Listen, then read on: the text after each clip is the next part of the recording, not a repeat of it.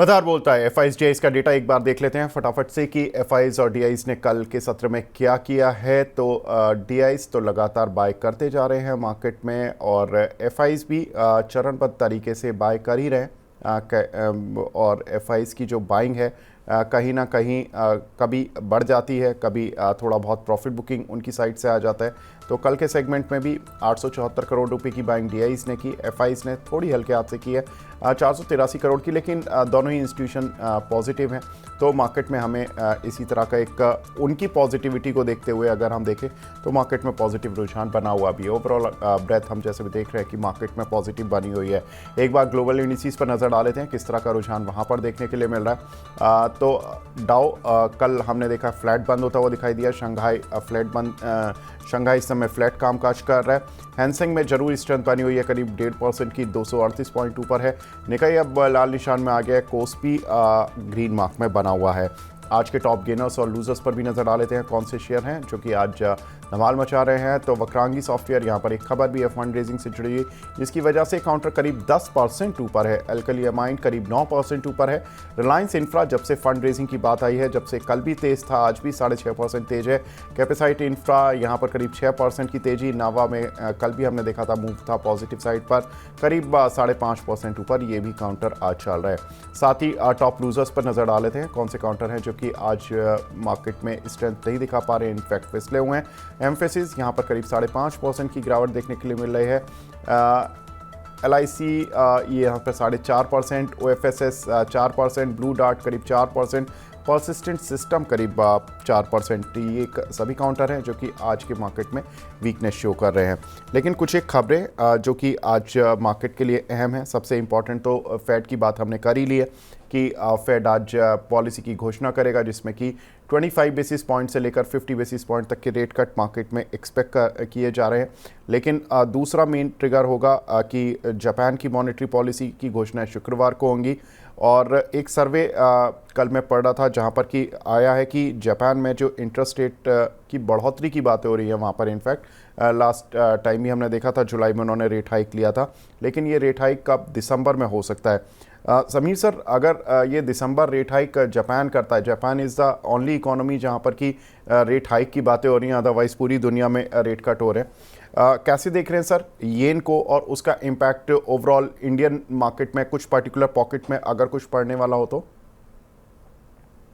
Actually Japan में rate hike is a slight bit of a negative, क्योंकि जब Japanese का कैरी रेट है, जो येन कैरी रेट जो बोला जाता है, क्योंकि वहां पे पहले ऑलमोस्ट जीरो में मिलते थे या बहुत कम इंटरेस्ट रेट में मिलते थे। और यू इन्वेस्टेड अबाउट ओवरसीज या कहाँ पे भी इन्वेस्ट करके आप कुछ भी रिटर्न 2% 3% जनरेट करते थे तो आपके रिटर्न बहुत एक्सेप्शनल होते थे।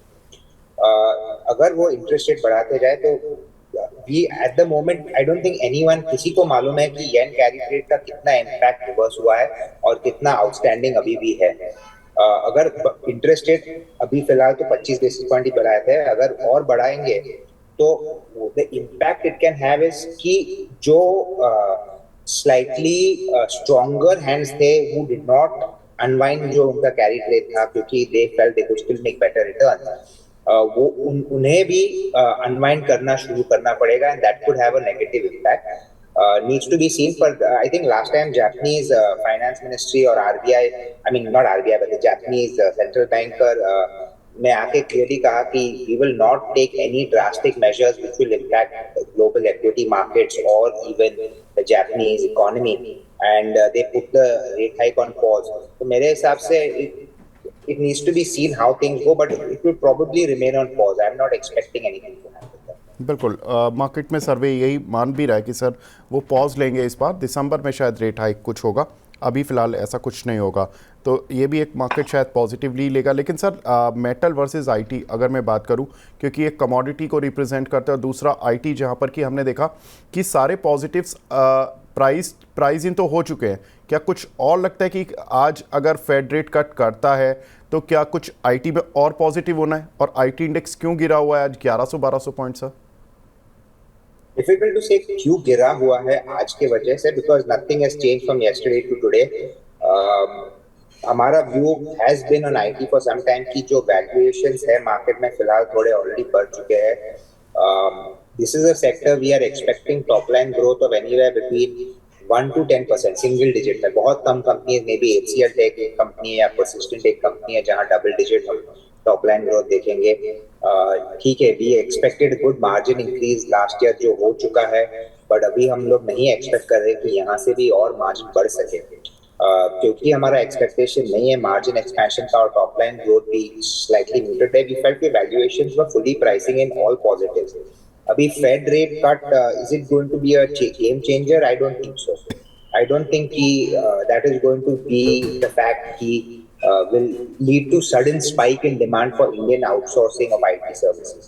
तो no, उसका भी नहीं है मेरा. और दूसरा जो what I want to say is, if we are talking of a slowdown in the European markets and the US economy and all of these places, so what you got to realize is कि easiest way for all of these companies to cut their cost structure is कि IT का spend थोड़ा कम कर दो, क्योंकि उसका समझो 2% of my total cost structure is IT. If I cut it by 50 basis points, it helps my margin and my profitability in the US or in my respective market. So we've always seen कि जहाँ भी slowdown होता है, the first thing that gets affected is IT spend and valuation comfort नहीं है. So I am not bullish on IT at this point of time from the near term. क्यों आज गिरा है उसका आंसर मेरे पास फिलहाल नहीं है. बिल्कुल. लेकिन सर कोई पर्टिकुलर आईटी काउंटर जो कि आपको लगता है, क्योंकि आज मैक्वेरी की एक रिपोर्ट आई है, दे आर सेइंग कि टीसीएस में बाय करने की उनकी रेटिंग है, 5740 रुपये पर शेयर का उन्होंने टारगेट दिया है. They are looking at 27% upside from these levels जो कल की क्लोजिंग थी इनफैक्ट. लेकिन काउंटर आज करीब 2.5 से 3% गिरा हुआ है.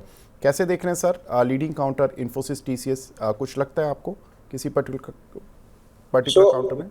जी. So अगर मैं IT सेक्टर में इन्वेस्ट करता तो will probably be in the larger stocks, क्योंकि वहाँ पे the kind of services that they offer, also the kind of growth opportunities अगर आती है तो the larger companies obviously would be the ones to benefit from the larger amount of growth का reach देके. Am I as positive as जो report निकाल के कुछ भी बोल के टारगेट पी मल्टीपल लगा के कुछ भी कोई निकाल सकता है, but fundamentally we are already trading at elevated P levels. We are factoring in a lot of positivity कि जो टीसीएस तो गाइडेंस नहीं देती है, बट इन्फोसिस जो गाइडेंस देती है उनसे we will probably do better earnings because they always under promise and over deliver, ऐसे सब व्यूज है. तो अगर आप रिपोर्ट्स देखेंगे तो they are already factoring in a lot of the positives. Negative downside risk कोई फैक्टर नहीं कर रहा है. तो am I going long on IT? जी नहीं. Doesn't matter if you are large cap small cap, at this moment मैं नहीं जा रहा हूँ आईटी में long. If anything, if it keeps rising, I think I would like to take some money off the table. यानी कि मैं थोड़े प्रॉफिट्स बुक करूंगा जो मेरे पास है. हमारा लॉन्ग टर्म जो होल्डिंग्स है, we may not sell in a rush because these are counters we never want to sell because long term अच्छा है, but in the near term I'm not expecting any deals. बिल्कुल. America आज थोड़ा focus में ज़्यादा है क्योंकि Fed rate policy है, लेकिन अगस्त आईआईपी ग्रोथ कल देखने के लिए मिली जिसमें कि एस्टिमेट्स 0.2% ग्रोथ का आया है, आईआईपी ग्रोथ 0.8%, तो अनुमान से बेहतर है. और रिटेल सेल्स भी उनकी 0.1% बढ़ी है, एस्टिमेट से कि वो डिक्लाइन होगी करीब 20 बेसिस पॉइंट की. सर कैसे देख रहे हैं इंडियन टेक्सटाइल कंपनीज़ को जो कि इंडिया से एक्सपोर्ट करती यूएस में, like Welspun, living century textile और जो बड़े टेक्सटाइल नेम्स हैं, क्योंकि वहाँ पर रिटेल सेल्स भले ही पॉजिटिव आ गई है, डिक्लाइन था, एस्टिमेट था कि 0.2%, अब वो 0.1% की ग्रोथ. ये कोई ग्रोथ तो है नहीं एक्चुअल में. एक्चुअल ग्रोथ तो तभी आएगी जब कुछ अच्छा वहाँ की इकोनॉमी करेगी. कैसे देख रहे हैं सर इंडियन टेक्सटाइल कंपनीज को? तो सेंचुरी टेक्सटाइल्स एक कंपनी है जो हमारे कवरेज में है, ट्राइडेंट एक दूसरी है. Century Textiles is more of a real estate investment now for us than for a textile business, क्योंकि वी बिलीव के bulk of profitability eventually will come from the real estate business जो होता है, क्योंकि वहाँ पे large ticket sizes, better margins, bigger profits है. So I would not look at the textile business. So okay, let's put two angles. अगर we believe कि the global markets में थोड़ा slowdown आ रहा है, consumerism will start going down. क्योंकि why is inflation coming down? क्योंकि consumers are not consuming as much. So going forward also we should assume कि consumption growth उतना नहीं आएगा. So I would not be overly gung-ho on the textile sector from the export kind of view. ठीक है, if you are able to capture some market share from Bangladesh companies जहाँ पे वहाँ उनके प्रॉब्लम्स हुए थे because of its certain supply chains have been affected, Yeah. और वो सब भी स्ट्रीमलाइन हो रहे हैं and I don't see that being a major concern. तो मेरे हिसाब से from textile angle I am not looking at anything interesting from the export kind of business. Government incentives आएंगी तो may be companies like Gokuldas probably could do well, but हमारे active coverage में नहीं है, तो I don't want to comment on that one. Sir Trident और Century Textile पर आपकी बाय रिकमेंडेशन है?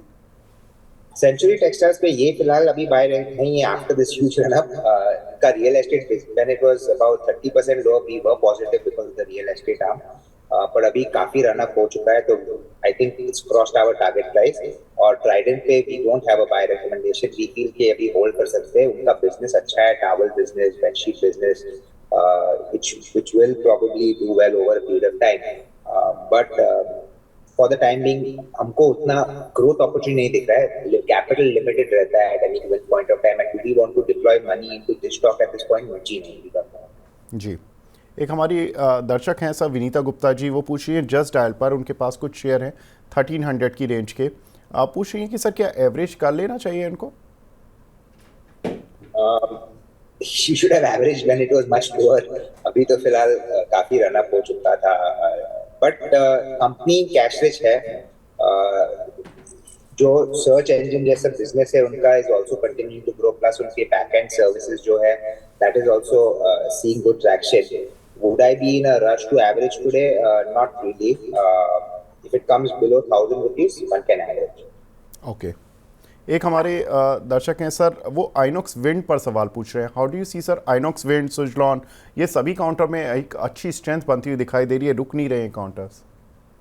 बिल्कुल बिल्कुल रुक नहीं रही है, sadly you know we have discussed Suzlon in the past multiple times की पॉजिटिव्स बहुत है, क्योंकि उनका यूटिलाइजेशन रेट्स काफी कम थे, व्हिच विल स्केल अप, उनका नया प्लांट भी वो लोग इंक्रीज कर रहे हैं कैपेसिटी, तो on the new order flow जो एक्सपेक्टेड है रिन्यूएबल एनर्जी में से, they will continue to grow their top line and profitability, operating leverage. Inox Wind का भी similar story है, जहाँ पे order flow expectation for the next 2 to 3 years, maybe even 5 years बहुत अच्छे रहने वाले हैं, तो you can expect good top line growth, you can expect margins to increase, profitability overall to increase, but ये stocks जो इतने पहले से run up हो चुके हैं have factored in all the positives that are to happen in the next 2 to 3 years. So now what happens is कि अगर आप इन्वेस्ट ये रेट पे करते हो और उनका कुछ भी डिले होता है एग्जीक्यूशन में, या कुछ प्राइस चेंजेस आ जाते हैं which they are not able to pass on, then उनके प्रॉफिटेबिलिटी काफी अफेक्ट हो सकते हैं। सेकेंडली ये दोनों बिजनेसेस में, वेल आइनॉक्स में कम है, but Suzlon has a huge O&M business, operating and maintenance का business जो है। Now, when companies gain scale and understanding of wind projects, so they can probably start doing some of the O&M themselves also, जैसे कि अडानी करने शुरू कर दिए। And if that part of the business goes away and reduces or then the margins get affected because वो बहुत high margin business है। So that also needs to be, so all the positives are factored in. Valuations बहुत ज्यादा है, can stocks continue to run? Yes, it can. अभी mutual funds are sitting on 1,86,000 crores और cash office का status है, उनको कहाँ ना कहाँ पैसा डालना है, तो market can continue to go up and all these stocks also, क्योंकि retail participation है और बहुत interest है, एक order flow आएगा, stock बढ़ जाएगा, सब हो सकता है, but will I be buying Suzlon or Inox Wind at this point of time? जी नहीं आएगा। सर 1,86,000 करोड़ रुपए के कैश पर म्यूचुअल फंड्स बैठे हैं, फंड मैनेजर सर कहीं ऐसा तो नहीं कि इतनी ज़्यादा टेंशन में आकर पहली बार हो ये केस कि फंड मैनेजर्स अपने पोजीशन को छोड़ना शुरू कर दें कि हमसे नहीं हो रहा, क्योंकि इतना कैश हम अपना पूरा एक करियर उन्होंने लगाया और पॉजिटिव रिटर्न्स दिए, लेकिन यहाँ पर इस पॉइंट पर आकर जब वो इन्वेस्ट करेंगे और कल को अगर कुछ मार्केट में 19-20 हुआ या कुछ भी mid cap small cap share जब गिरते हैं तो बहुत बुरी तरह से गिरते हैं, तो उनका ग्राफ बहुत ख़राब हो जाएगा। तो सर कैसे देख रहे हैं, मतलब क्या बातें होती हैं जब फंड मैनेजर्स के साथ आप लोग बैठते हैं और जब पूछते हैं कि इतना बड़ा कैश आपको इन्वेस्ट करना है इंडियन मार्केट में? तो वही तो हो गया है ना सेलर स्ट्राइक, जो हम लोग ने एक्चुअली आपके चैनल पे एक बार डिस्कस भी किया था कि स्टॉक्स के वैल्यूएशन इतने बढ़ चुके हैं, but still nobody wants to come to sell, क्योंकि मेरे पास इतना पैसा आ रहा है तो मेरे को कुछ और लेना है, अभी क्या लूं? Now Bajaj housing IPO came in at a three times book value, right? Which is more expensive than most housing finance companies in the market. बिल्कुल But you have to put money into that. अभी वो 6 time हो गया है. Similarly, a lot of IPOs are coming. तो ये IPO के route से they are probably deploying some amount of उनका जो cash है. मार्केट में ऑलवेज ऐसे थोड़े स्टॉक्स रहते हैं जहां वैल्यूएशन कंफर्ट्स रहते हैं, ग्रोथ अपॉर्चुनिटी रहते हैं. So they probably have to look at those.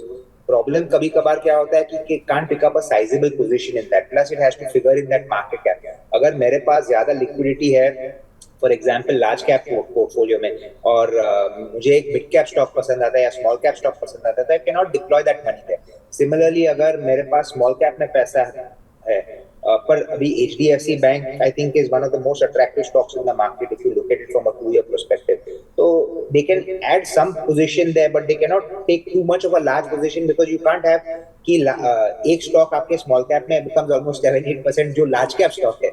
So वो सब restrictions आते हैं, but there is avenues to invest. I don't think that is a problem. Mutual fund houses को भी लगता है शायद कि मार्केट एक बार करेक्शन देगा, so they don't mind sitting for 2 months on cash. But eventually they will have to invest और return subdued आएंगे ही, वो कोई डाउट नहीं है. Go back into history, आप कभी भी सिक्लिक साइकिल्स देखेंगे तो म्यूचुअल फंड्स में जब भी इतना अग्रेसिवली पैसा आता है और मार्केट वैल्यूएशन बढ़ा हुआ आता है, it never ends well for them, और वो कुछ चेंज नहीं होने वाला है इस टाइम. बिल्कुल सर, एक और इम्पॉर्टेंट खबर, हमारे PM 21 से 23 सितंबर तक अमेरिका जा रहे हैं. क्वाड देशों की मीटिंग होने जा रही है. जब भी वो अमेरिका जाते हैं तो कुछ बातें डिफेंस को लेकर होती हैं और कुछ ना कुछ पर्टिकुलर सेक्टर्स पर होती हैं. क्या कुछ लगता है सर, कौन से पर्टिकुलर सेक्टर पर कुछ डील्स भी साइन हो पाएंगी, कुछ बातें हो पाएंगी? तो आई डोंट थिंक यहाँ पे कुछ डील्स हो पाएगी या कुछ मेजर साइनिंग हो पाएगी, because US is going in for elections right now. I don't think कोई भी इतना बड़ा कॉल लेने वाला है कि जो बाइडेन एडमिनिस्ट्रेशन में कि हम ये करें या ऐसे डील साइन करें. It could be corporate level deals. अगर कॉर्पोरेट लेवल पे डील्स आते हैं तो यस, डिफेंस में डेफिनेटली बेनिफिट आएगी. But also you got to realize that they are going to ask for a lot from India, especially when it comes to auto industry, जहाँ पे हमारा protectionism बहुत ज़्यादा है. So also what needs to be seen is what India has to give up in place of what we are going to receive. So but मेरा expectation नहीं है कि ऐसा कुछ major आएगा, और defense में अगर आया तो defense के counters पहले से ही बहुत buoyant है. In fact they are now थोड़ा correction mode में आए हुए हैं. अगर आप देखें तो गार्डन रीच या फिर कोचेन या हैल सब BEL थोड़े सब नीचे आए हुए हैं. एंड वी फील कि ये trend for some time either not downward trend but sideways correction definitely due है. डाउनवर्ड भी ड्यू हो सकती है. We believe it should go down, but given interest levels और given cash levels may be sideways correction for the stocks for the next 1 year. अगर announcement आया तो एक बम्प अप आएगा और फिर वापस थोड़ा स्टेबल हो जाएगा बस. But we not expecting anything positive to rerate the stocks. जी सर, एक दूसरी खबर जो कि क्रूड ऑयल के उस पर आई है कि विंडफॉल टैक्स को हटा दिया गया है. 1850 रुपये पर मीट्रिक टन ये लगा हुआ था. कैसे देख रहे हैं सर, कोई पर्टिकुलर काउंटर जो आपकी रडार पर आते हो? तो ONGC वो सबसे ज्यादा बेनिफिट ले सकती है फ्रॉम द फैक्ट कि विंडफॉल टैक्स निकल गया है. बट प्रॉब्लम है कि अभी क्रूड भी कम हो गया है, क्योंकि क्रूड कम हो गया है तो उसकी अर्निंग्स पे नेगेटिव इम्पैक्ट आता है. और ये सेम चीज प्रॉब्लम होएगी जब क्रूड अगर बढ़ेगा. Let's assume crude goes back to $80 जहां ONGC सबसे ज्यादा कमा पाएगा, तो गवर्नमेंट वापस विंडफॉल टैक्स लेके आएगी और वो प्रॉफिटेबिलिटी निकाल देगी. तो would I be playing for that? नहीं, I would not be playing for that. Am I positive on long on ONGC? मैं लॉन्ग नहीं हूँ as principle, but I am positive on ONGC. मेरे हिसाब से ONGC will continue to do well. Opportunity for crude yet in India is still very large. ONGC is one of the largest players. उनका operational fully vertically integrated है through HPCL, जहाँ पे they are from oil producing to refining to marketing, and they will probably be the biggest benefactors over a longer term perspective. Am I invested in ONGC at this point of time? जी नहीं, but we think it is a good investment option. जी sir एक और खबर REC पर है कि ये अपनी लोन बुक को अगले 6 साल में लगभग डबल करने की बात कर रहे हैं। 2030 तक इनकी लोन बुक 5 लाख करोड़ से बढ़कर करीब 10 लाख करोड़ तक ले जाने की बात हो रही है और लोन बुक में 30% कंट्रीब्यूशन ये रिन्यूएबल एनर्जी से रखना चाहते हैं।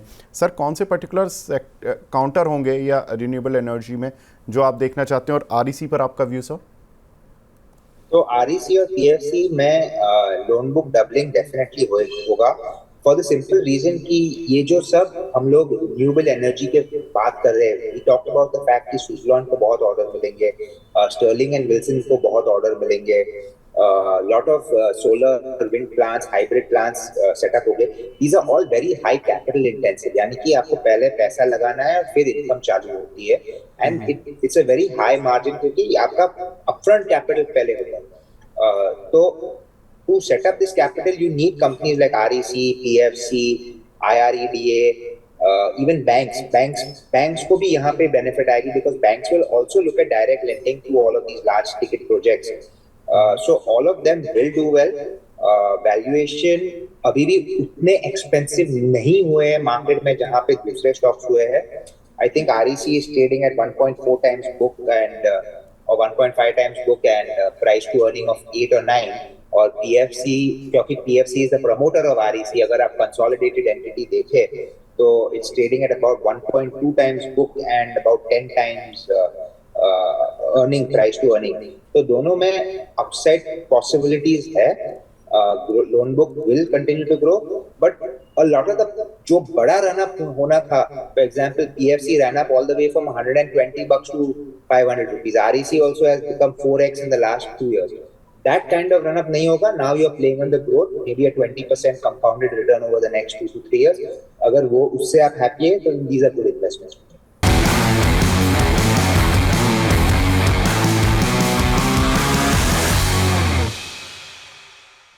शेयरों पर एचडीएफसी स्काई के इन हाउस एक्सपर्ट्स की राय जानने के लिए अभी डाउनलोड करें एचडीएफसी स्काई ऐप, जहां पर आप शेयरों पर रिकमेंडेशंस भी ले सकते हैं।